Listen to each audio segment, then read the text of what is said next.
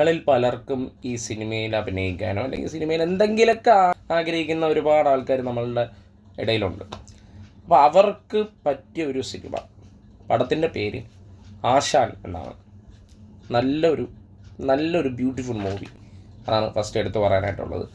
ഇന്ദ്രൻ ചേട്ടൻ, ജോമോൻ, ശോഭി തിലകൻ, അങ്ങനെ കുറച്ച് കാസ്റ്റ് ഇതിനകത്തുണ്ട്. എല്ലാവരും പെർഫോമൻസും നന്നായിട്ടുണ്ട്. ജോമോൻ നന്നായിരുന്നു. ഇന്ദ്രൻ ചേട്ടൻ പിന്നെ പറയണ്ട, നൈസ്. പുള്ളി വീണ്ടും ഞെട്ടിച്ചുകൊണ്ടിരിക്കുകയാണ്.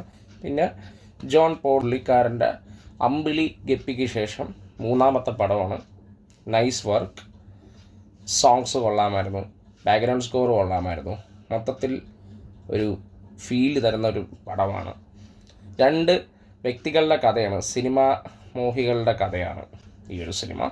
ഇതിൽ ജസ്റ്റ് സെക്കൻഡ് ഹാഫ് കുറച്ച് ലാഗ് അനുഭവപ്പെട്ടു, എന്നാലും കുഴപ്പമില്ല. അത് ചെറുതായിട്ട് തോന്നിച്ചോളൂ, പ്രശ്നമൊന്നുമില്ല. ഓവറോൾ നോക്കുകയാണെങ്കിൽ നല്ലൊരു പടമാണ്.